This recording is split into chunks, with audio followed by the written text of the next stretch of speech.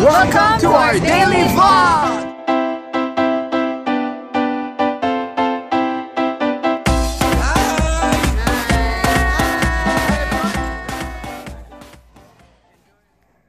Good morning! 9:30 na.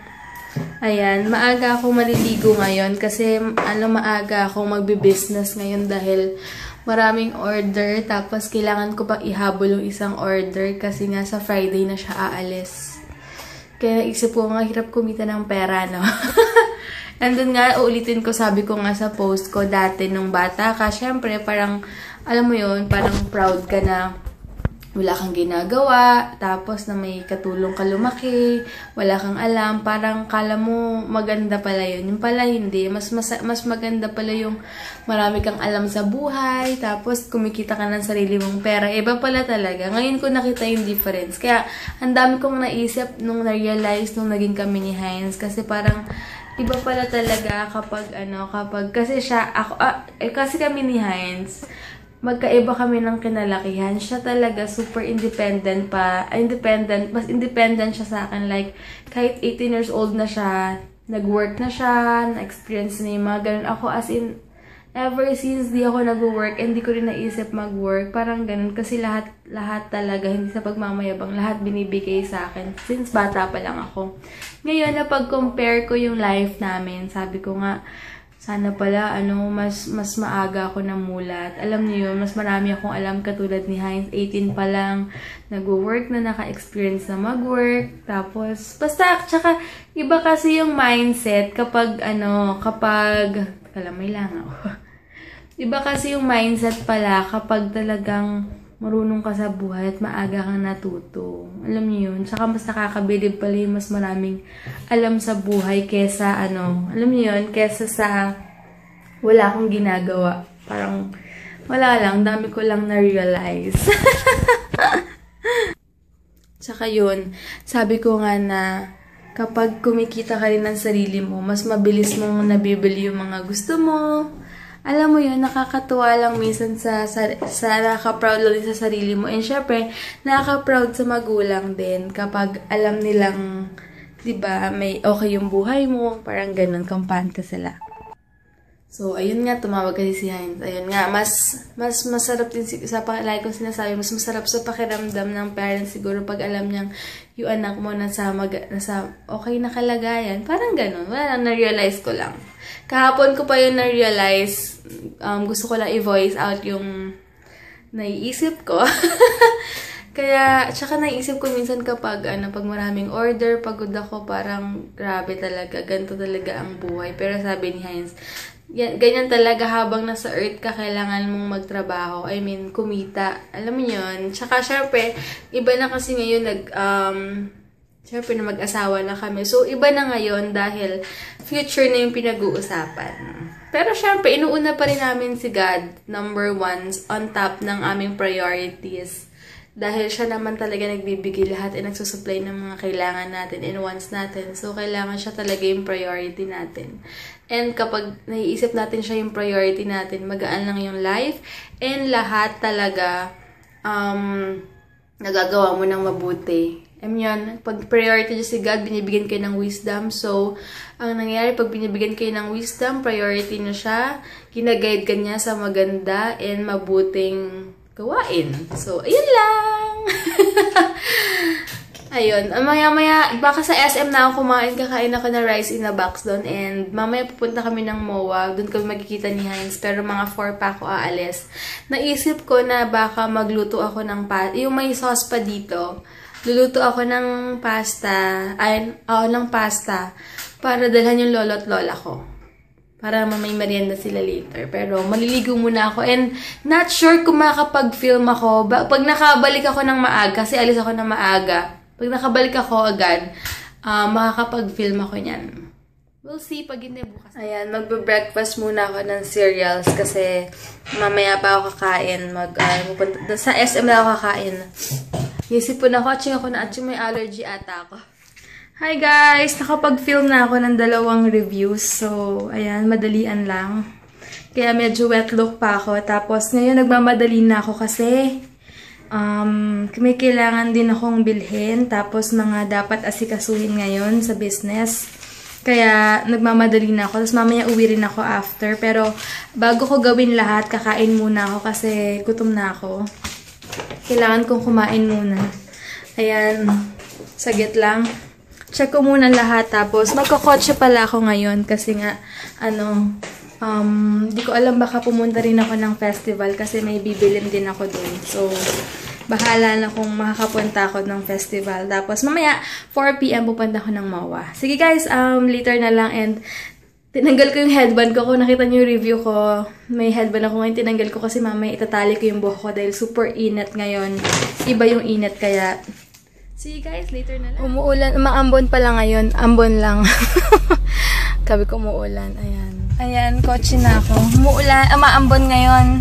Pero okay lang. Mas okay na to kaysa sobrang init, diba? And habang inaantay ko mag-cool down yung kotse, edit ko lang yung mga reviews ko. Dito ako sa maliit na Shell. Magpapagas mo na. Grabe, 40 na naman pala yung gas. Ayan, nagkikrave ako ngayon ng rice in a box. Ayoko muna mag-pepper lunch kasi last time na kumain kami sa Alabang, grabe, sobrang basa yung kanin. Hindi ko talaga na-enjoy, kaya sabi ko nga sayang, dapat din na kami nag-pepper lunch last Sunday kasi ang gara ng rice nila, super basa. So guys, malapit na ako sa SM. Sa covered parking ako magpa-park kasi umuulan. Ayan, dito na ako ngayon sa SM. Ayan, dito ako magpa-park ngayon para hindi na ako magdadala ng payong. Punta muna ako sa may food court. Magkakain muna ako rice in a box. Dito rin ako makakanood ngayon ng Showtime. Lagi na lang sale dito. Ayan, ngayon pupunta muna ako ng Festival Mall. Grabe. Ang bilis ko kumain kanina. Grabe, ang lakas ng ulan. Kumain ako ng fish. Tignan yung skin ko. Bili akong Claritin mamaya pagbaba ko. Grabe oh. Kita nyo ba? Kate, sobra. Anyway, dito na ako sa Ford Alabang. Grabe lakas ng ulan kanina. Buti ngayon wala na ako. Tingin ako ng kumot dito. 300 pala dito. Sa kasi, sa Ocean Park, 150 lang. Nakalimutan ko magpapadala pala ako sa LBC. Kaya babalik na naman ako doon. Grabe kapagod. Hello guys, napadaan ako dito sa may sa may festival, sa may gitna nila. May 50% off sila. Ang ganda nitong lipstick na to. 200 lang. Bibilin ko to. Gusto ko ito yung mga 50% nila. Tingin pa ako ibang lipstick. Yung pagay. Ako ngayon sa LBC. Nakauwi na ako kanina pa. Ngayon naman, inayos ko lang yung mga order kanina. Tapos, pupunta na ako ngayon ng MOA since hindi kami mag-gym. Wala kang magawa dito. Sabi ko kay Heinz, mag-MOA na lang ako. Tapos, dun ko na lang siya imimit. Ayun lang. And, nakakainis nga kasi, sa LBC napakahigpit nila. Kailangan i-Tupperware pa yung mga lotion. Alam niyo yun. Kaya sabi ko, kasi sa Friday aalis yung umorder. Dapat bukas na sa kanya na or Friday morning. Kaya lang, sabi ko nga dapat papa-LBC direct na para mabilis makuha. Kaya lang, sabi sa LBC dun, ita-Tupperware pa daw. Kaya sabi ko dun na lang sa courier ko. Kaya, niligan ko na lang ng rush para sigurado. So, yun lang. Later na lang guys, mag-drive muna ako. Ayan. Sana walang traffic. Ayan, coastal na ako. Si Heinz daw pa uwi na. Baka mauna siya sa akin pag hindi traffic. Kasi mag-MRT lang siya eh. Hello guys, ito na ako sa MOA. Umaambon. Grabe, bad weather. Ngayon kung kaya naman super busy ako, tsaka naman nag-bad weather. Well, ganun talaga. Anyway, ito na ako sa depth store. Inaantay ko na lang si Heinz. Na rin siya. Nawiwiwi na ako. Ang lamig kasi. Ang dami ko ininom na water. Ito na ulit ako ngayon sa MOA. Punta muna ako sa taas. Kiat muna ako. Lakad-lakad muna ako habang inaantay si Heinz.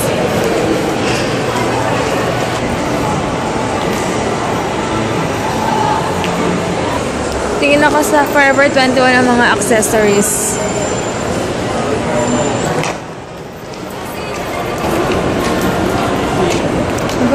ako sa Watson.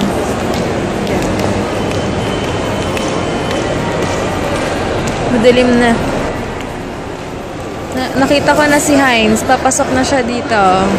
Yippee! He's here! Kakain na kami. After. Yay! Bumili siya dito sa mini-stop ng chillers ba yun? Meron? 35. Tikman mo. Ba? Patikim? Is pa yan. Eh, thanks. Sarap. Sarap kaya lang super lamig. Magkano? Tsura, tuwan-tuwa. Parang bata. Tsura. Ano? Yung binili pala ni Heinz, chills yun, hindi chillers. Okay, change. Chill. Chills pala yun. Anyway, nakakatuwa kasi in-orderan ako ni Sis Christine ng ng MAC lipstick na Candy Yum Yum ngayon. Super thanks, sis! First time ko magkakaroon ng MAC lipstick sa buong buhay ko. After niya super thanks. Business, fulfill naman niya yung duties niya bilang asawa sa akin. Oh, sige. End ko na yung vlog ko. At nagparinig na si Heinz na time ko daw muna sa kanya, guys. Okay? Nagparinig na. So, good night, guys. Thank you for watching. Bukas na lang. Mag-balance ng work and love. Narinig niya. Magaling daw ako mag-balance ng work and love. So, ngayon, alam ko, fulfill na niya yung duties niya. Nagpaparinig. Huwag kang mag-alala, end ko na yung vlog ko. Tapos mag-edit ako pag tulog ka na. Sige guys, bye! Nakahubad na siya so hindi ko napapakita kasi bibis na siya. Bye! Pagkasabay tayo matutulog, pero ikaw nag-i-edit, ako nagtulog na. Oo nga, nag-i-edit pa ako. Pag ginagawa ko kasi pag tulog na siya, tsaka ako nag-i-edit. Pumilig ako. So, bye guys. Bukas na lang.